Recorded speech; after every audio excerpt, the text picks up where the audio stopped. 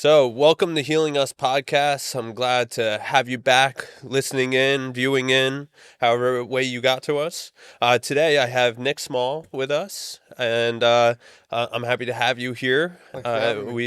We've been acquaintances for quite some time, um, going back to my Brookdale days, hmm which was me in early recovery, trying to figure out my way. I was in the social work program at Brookdale Community College, and we became friends there. Yeah, So, uh, it's great to see you again. good to see you again. So, I'd like to ask you. You reached out to us and you wanted to be on the podcast, and I wanted to hear from you. For those who haven't met you yet, tell us a little bit about your background, who you are, and what brings you here today. Well, my background is in is in physical security, so obviously I'd be in charge of securing places like banks, hospitals, trying to harden soft targets and such. Spent about 7 years of my life in that. Originally was going to be a cop. Things didn't turn out um, the way I thought it was going to be, and I ended up falling in love with security. Just the private aspect of it, um, that anybody could hire security and they can protect their locations, and we could go in depth with it. We didn't have to arrest anybody, we don't have to tackle people, none of that unless you're in the hospital. But we were completely hands off. We try to talk to people instead of put our hands on them or point guns at them. So it's like it's great in a sense that we can be contributing members of society without the use of lethal force or non-lethal force. So I started out in the mall. I had my first gun incident there in a JCPenney's. I was about my second month into it. Within that second month, I had decided, you know what, I can do this. And this is like before my niece is born and all that. So like in that moment, my heart had sunk to my stomach. Like it was one of those moments like, do I really want to be doing this for the rest of my life? Mhm. It took 2 weeks for me to really accept it, and I was like, someone has to do this. And I can do this either in security, or I can do this as a police officer or as a government agent, whatever. But I really fell in love with management. So I was in the banks and I got promoted. I moved up the ranks pretty fast. That's without a degree and all that. And I fell in love with just managing people and fighting for people and making sure people had that good job security. Because in the security industry alone, um, there is no job security. Your job could be like that. And that's dependent on the client, it could be dependent on your manager. For me, I felt good being a safeguard for people. And I also enjoyed like coming up with plans, like how do we secure that? How do we secure this? How do we do this better? Coming with our policies. I used to write the manuals. They're still sitting in the banks as we speak. Nice. When I got into the hospital, that was my last job in January. I fell in love with that. It felt good because we would stop people from coming in with firearms. So when you introduce a firearm into an emergency room, you know, it does not always end well. In fact, I think a month after I started, there was a situation in Cherry Hill where someone got shot. A guy grabbed the gun, police officer's gun, and this guy was on duty, so that would be acceptable in a hospital setting. Mhm. And he ends up shooting. I think he did kill somebody. So now knowing that in the hospital setting, I was like, okay, let's make sure that we're using these evolve systems which track the density of metal, of how much metal's in wherever on your body. And I'm happy to say that I stopped at least 5 or 6 guns during my time there. Most of them were off-duty cops, and despite being off duty, our client in the hospital requires that you do not have a firearm unless you're on duty, unless there's a purpose for you to have it there. We'd have arguments with them. They'd go on their ego trip, and we'd still tell them no. Um, and then I would tell my boss, who would tell their chief of police, and they would get in trouble and they come back and apologize. So I'm always happy to watch them get knocked down a peg, because a lot of them, they kind of are power tripping. And Well, they it's try that. important. Yeah, it's important to protect the hospitals, and you're dealing with crisis stabilization. You don't know if someone's coming in just for medical or is it psychiatric, and you know, uh, when it comes to hospital safety, it's one of the most It importance. is. I You have a lot mean, of vulnerable there's individuals there. there's drugs that get snuck through the metal detector, Mhm. stuff like that. But when it comes to the emergency room, it's, do you introduce fire to oil?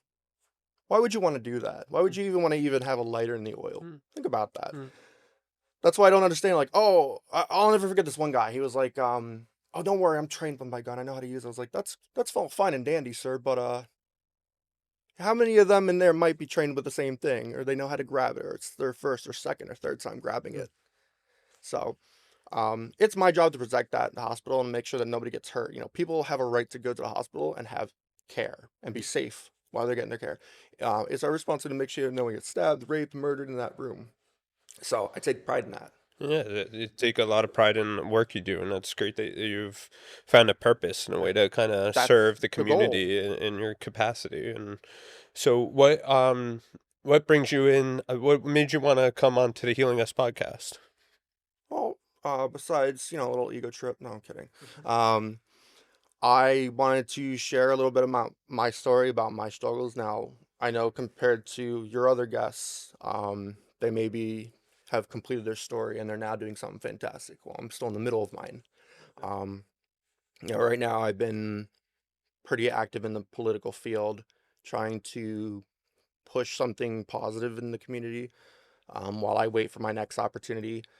But I figure I'd come and tell my story and let people know that, everybody has a different background and anybody can be anything and that you could be the change that you want to see in life.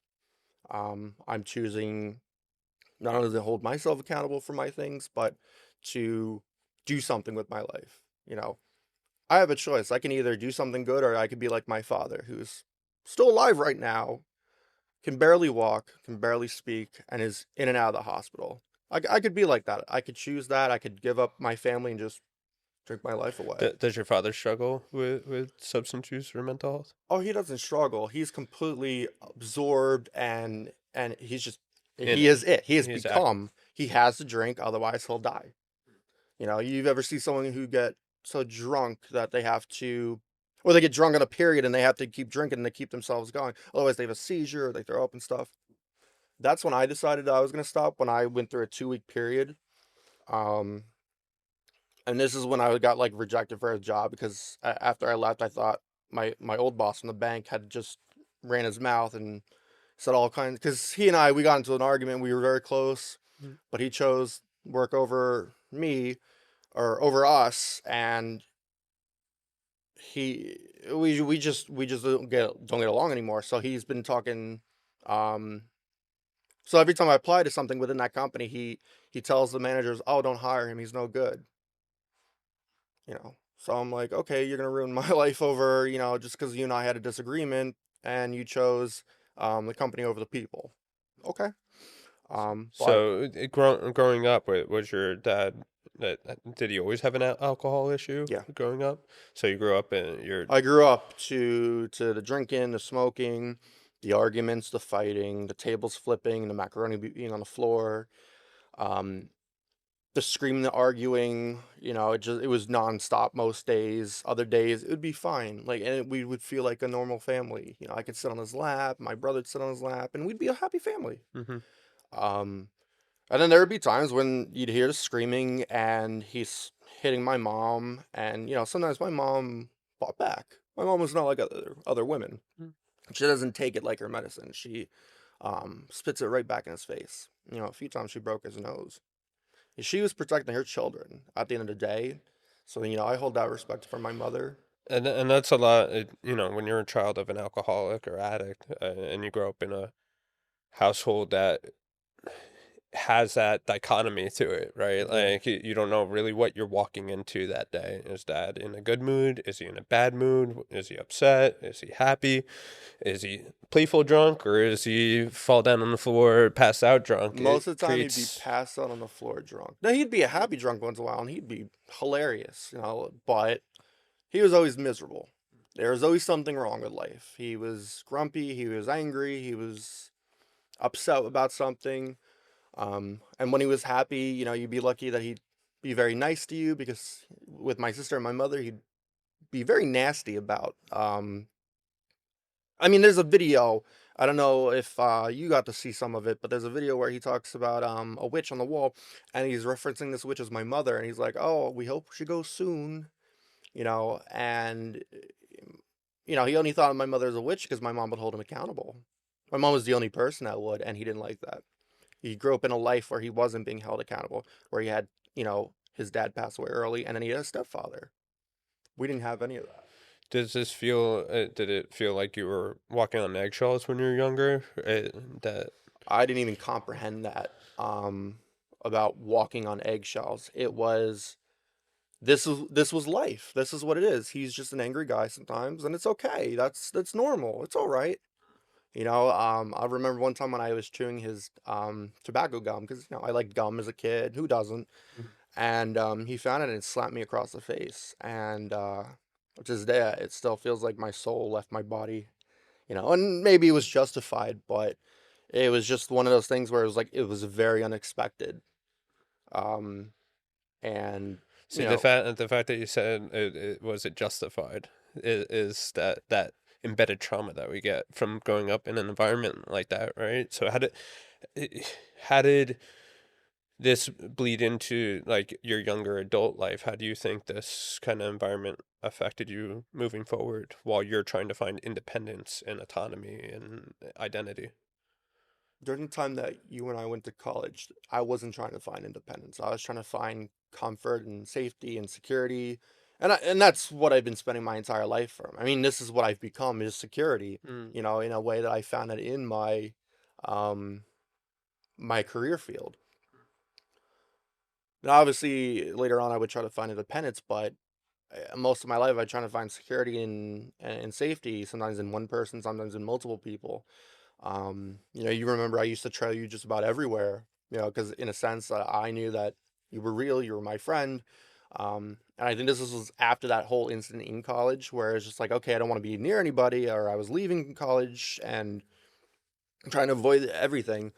Um, but I feel like I've spent most of my life hiding from things and hiding from the world because I was so afraid of the world and I didn't know what I was gonna walk into because every time I stepped out, something happened. So, um, Well, it's me.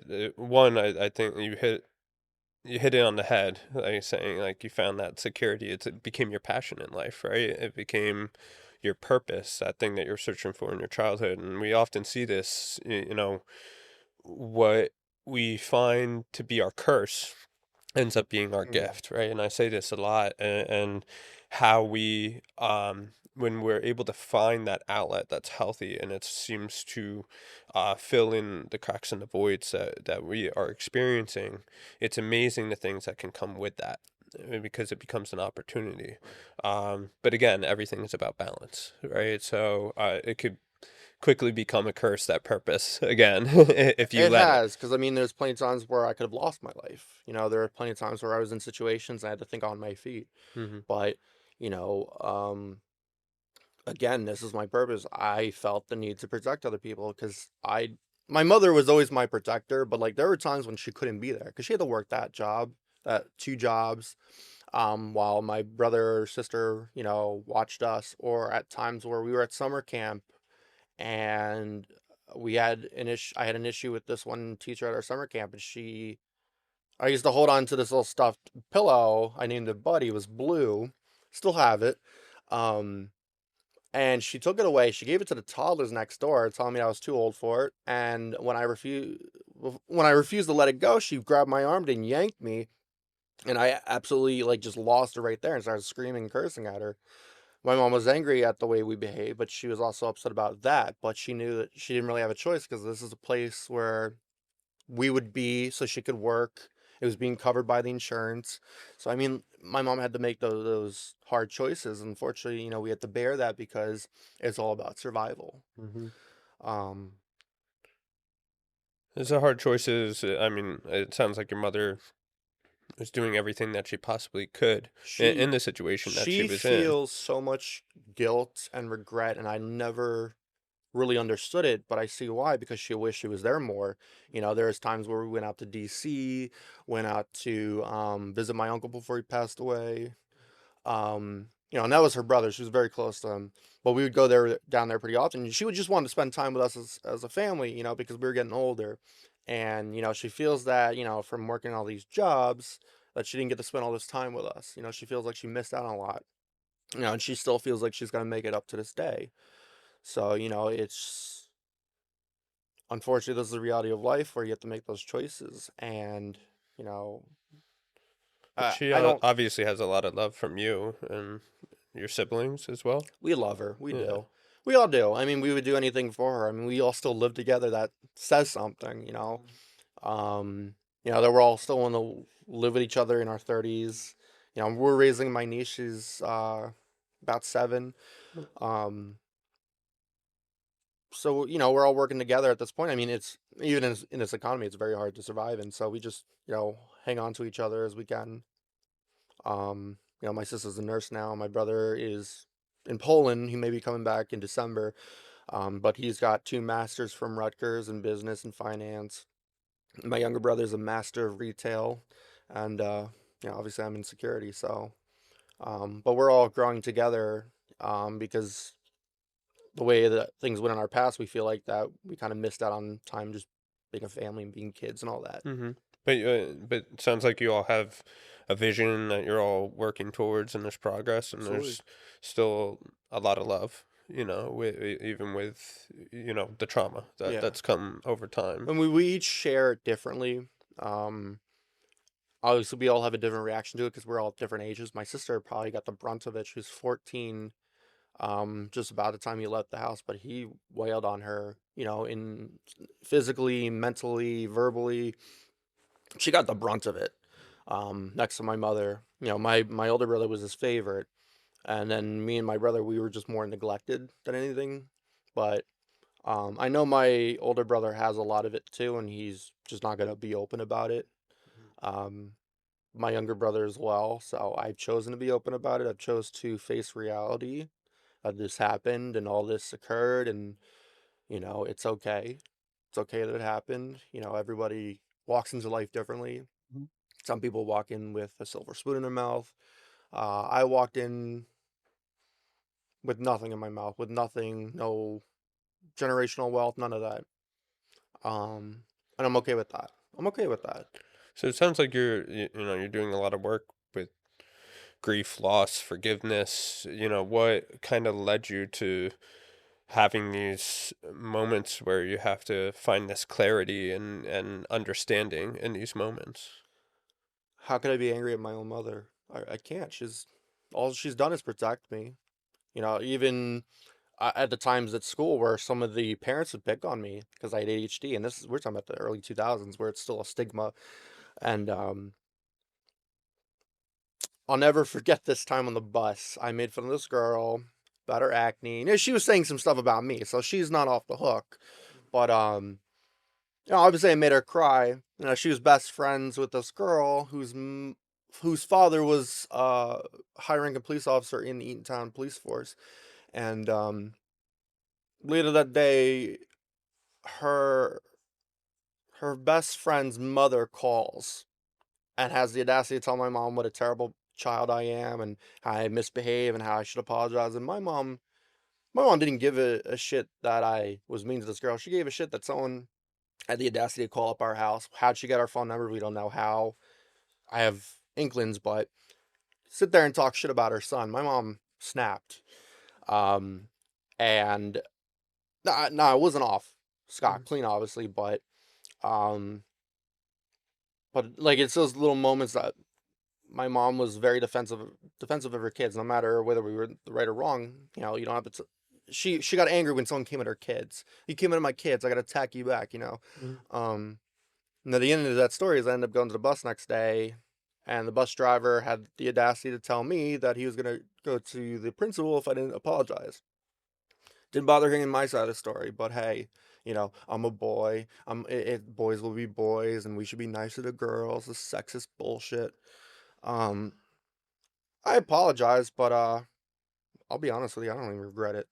I'm glad I made fun of her face. I'm glad in a sense that um she deserved it. She was not very nice. She got what was coming. If you're gonna dish it out and you can't take it, don't dish it out. Well, I think some of that probably comes also. I mean, you were dealing with a lot of adversities at a young age, right? So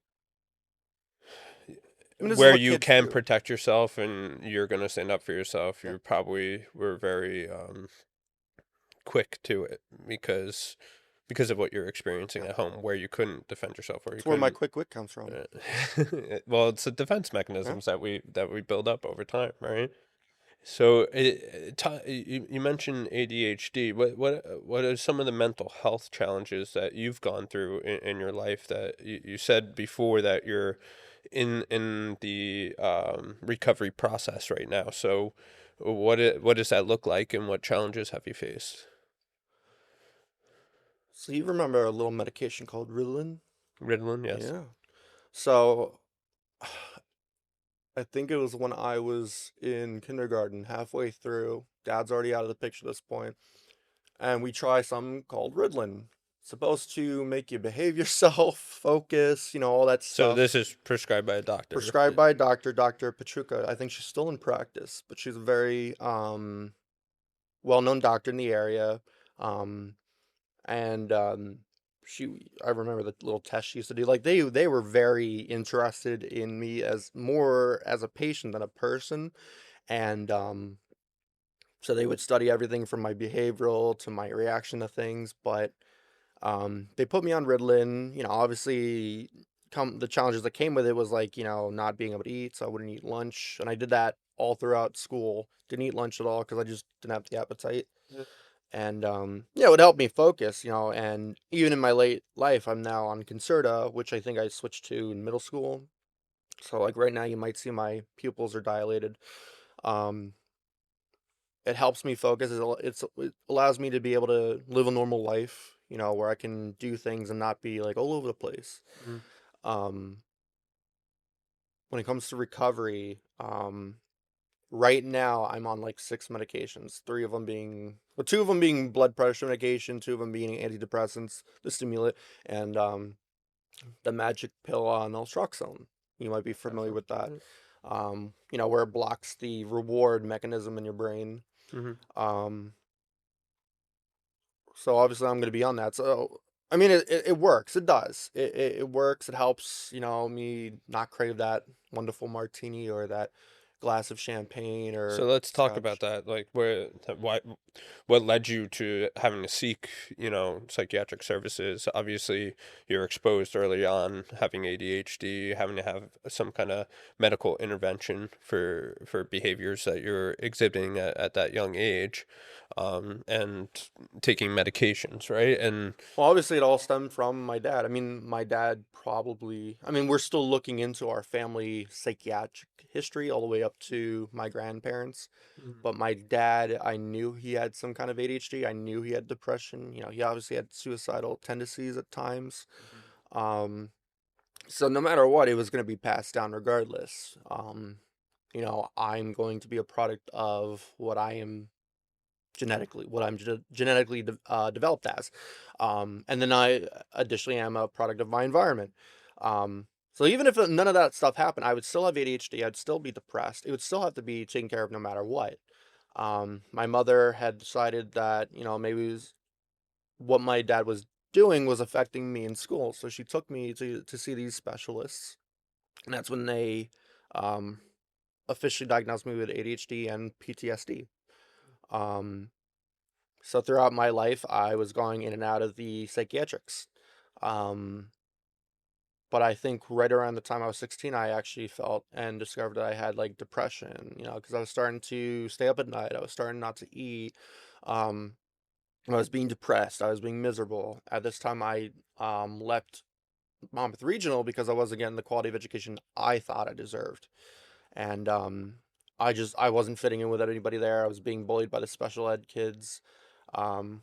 Because at this time, they would just throw kids in special ed classes and say, "Oh, it's gonna help you by breaking up algebra by 3 years. Algebra, just plain old algebra within 3 years, like that's gonna help."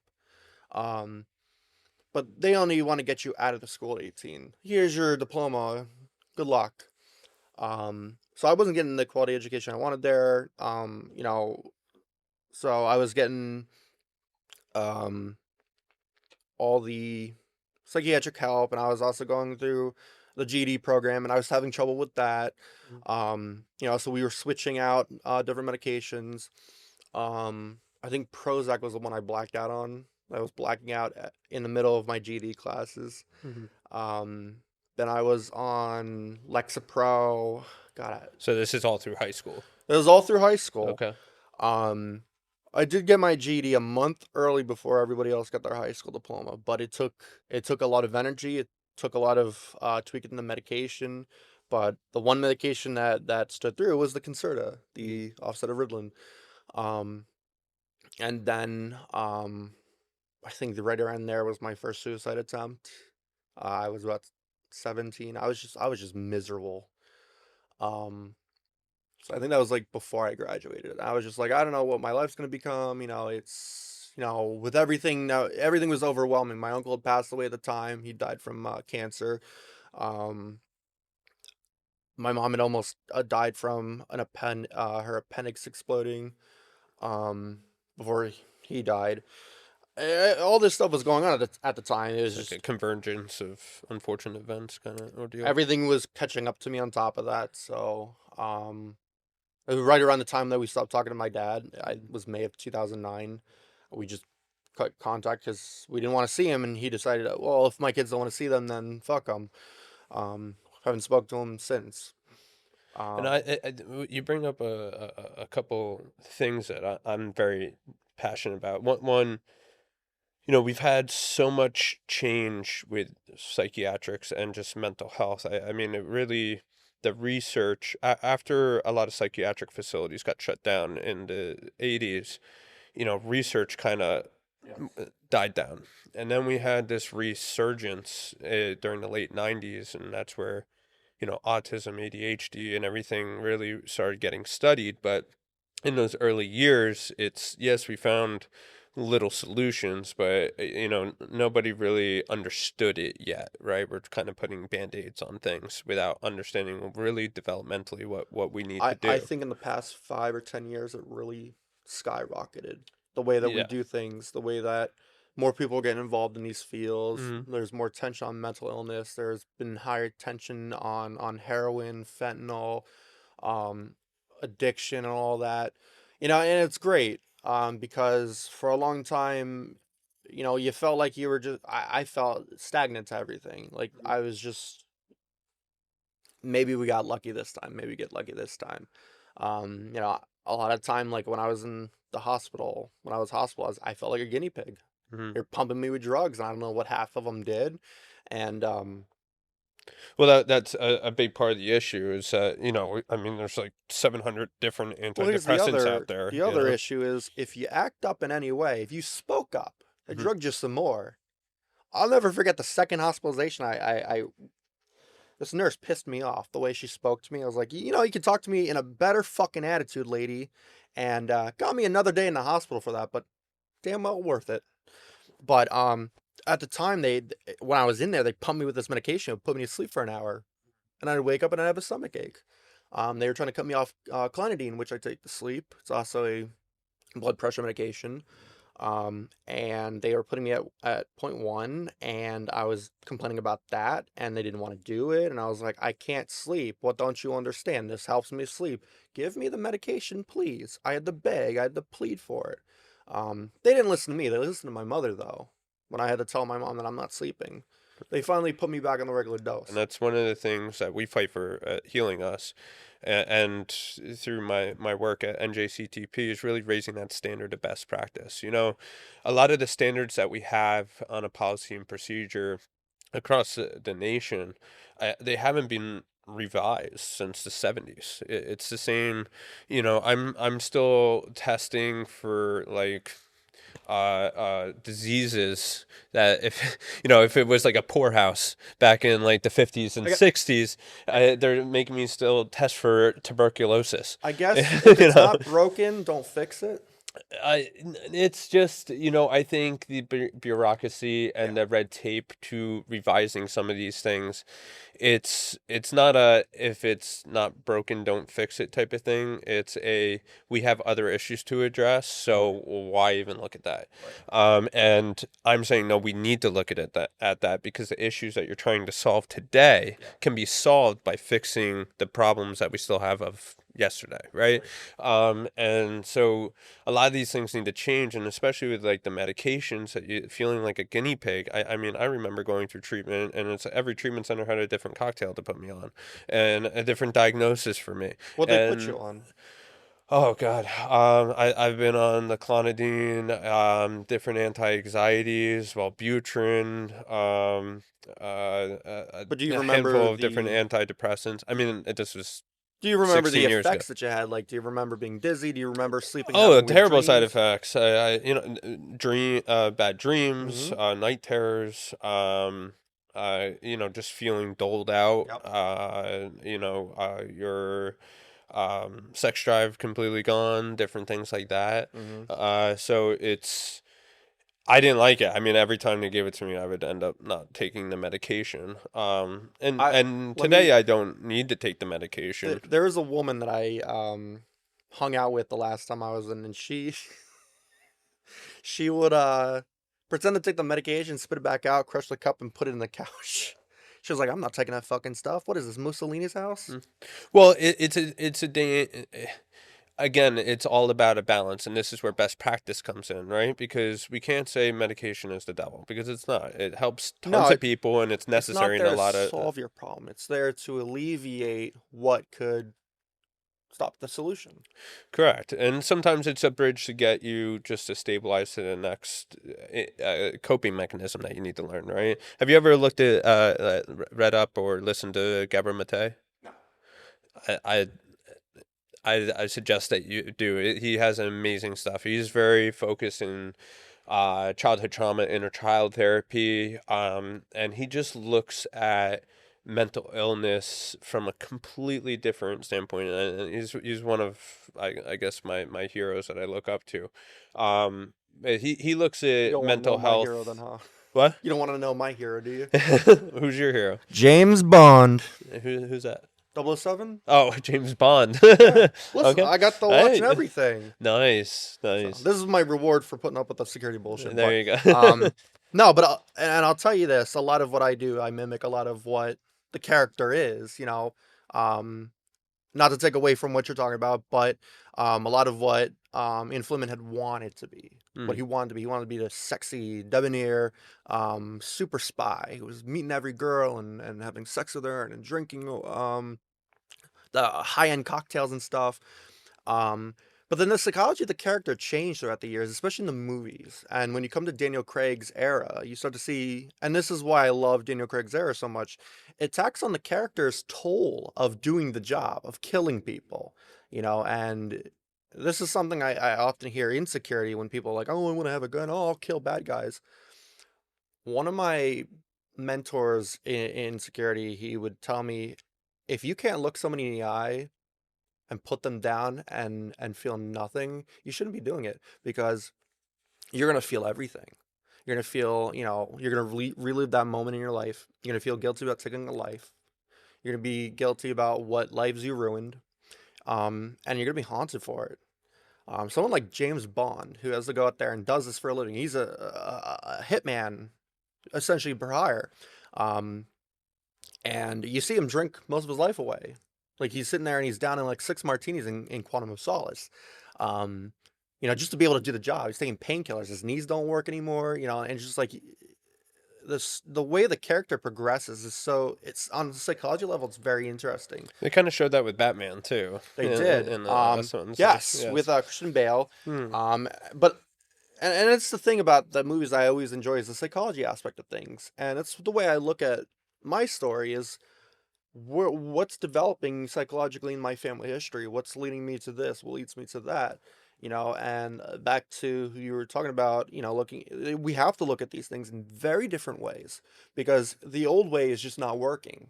Hmm. And with all the stigma that people still, stick to it, we need to look at things from a humane level, Hmm. you know, and say, you know what, maybe this approach isn't working. Maybe we need to find out deeper and take a deeper dive into that and see if maybe there's something that's regressed back there, or if maybe, um, I just lost my thought.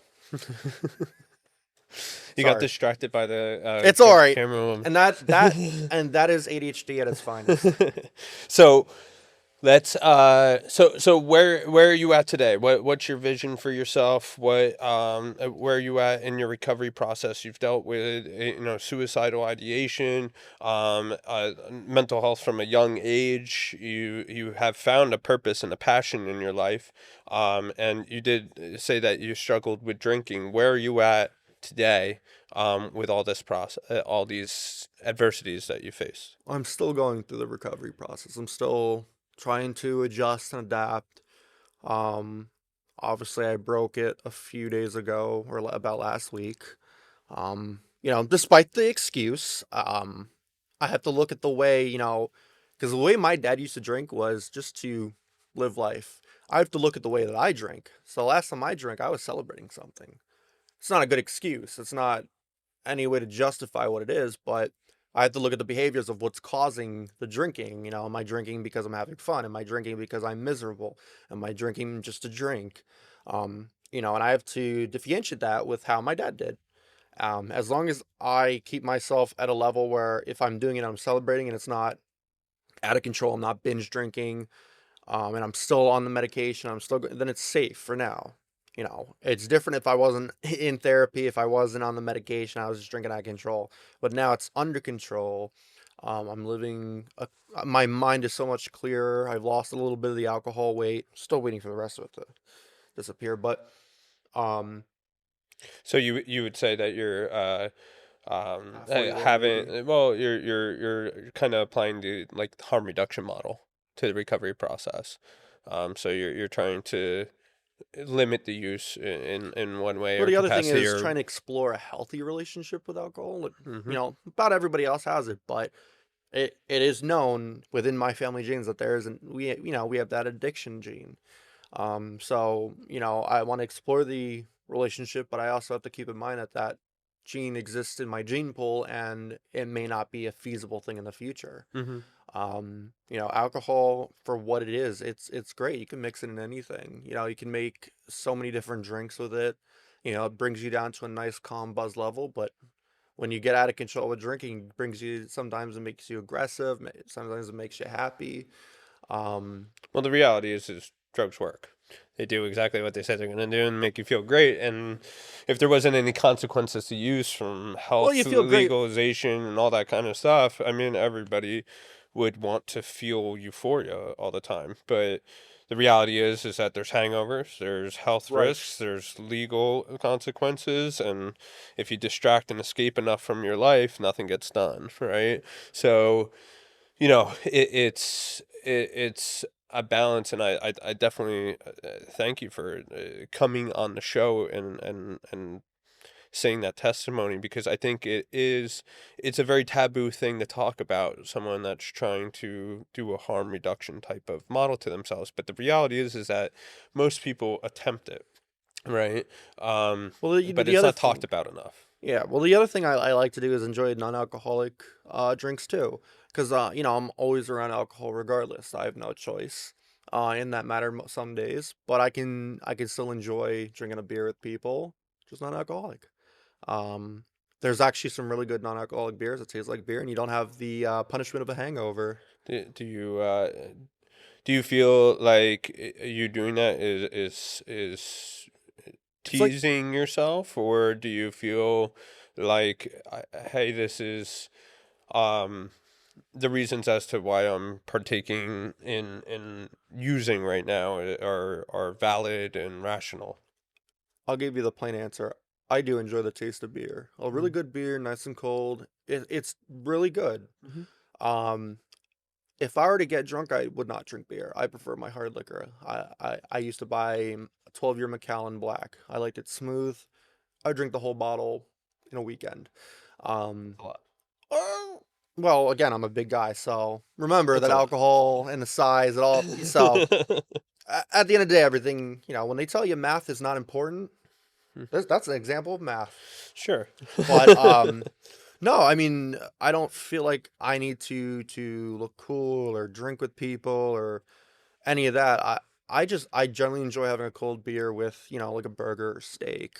Um, you're not gonna get that same experience with like non-alcoholic wine because wine is just it is what it is. It's not a I mean, for me, personally, I never liked the taste of alcohol, so right. I I don't know. I think I find it think useless to do all that. the But thing with like that I've always enjoyed about alcohol was like how many different drinks you can make with it, how many different flavors you can get from it. mm, Um, Now going back to so James Bond, so we let me just I gotta cut it because we got time. But let me ask you one last question. okay. So for our viewers, anybody who is going through something, whether it's a traumatic house, they're dealing with mental health, um, looking for some kind of recovery process, do you have any advice for someone that is trying to figure out what to do? You have to be the change you want to be. You have to be the change you want to be. You want to see change? Only you can change. Only you can change. Um, because you could sit there and say, you know what, I give up, or you know what, I want to do something different. Only you can do that. Only you can make a difference. Only you can do stuff. Nobody else can make you get up and change your life. You have to be willing to put in the energy and the effort. You're gonna go through tribulations, punishments, failures, relapses. That's the reality of human behavior. Um, it's okay to have that one shot in your arm, because you had a bad day, but you hadn't had a long time. But it's part of the journey. And I'm not saying it's a good idea to do, but it's okay to have that little moment where you really fuck up. Um, I've done it in the past month, but it's part of recovery. It's not easy. Um, but you can't beat yourself up over it. I know you're looking bad at me for what I just said. Um, you've got if you're not willing to put in the work, nothing's gonna happen. So you have to put in the work. Absolutely. I mean, until you build internal motivation to start the process of change, you're never going to get anywhere. Um, and that Yeah. comes from a new perspective of your identity. And a shift of perspective is necessary for any kind of change, because change means having a different point of view of whatever it is that you're going through at that time. Um, and a lot of that has to do with an identity crisis, right? Yeah. And the biggest thing that I have done over the years is teach people how to separate themselves from their behaviors, right? Our identity is not our behaviors. Our behaviors are a result of irrational emotions and irrational thoughts, and we have to take responsibility for our behaviors. If you don't hold We yourself accountable, you're nothing. You really Correct. aren't. You have to have that accountability, You do. and but you're able to change that.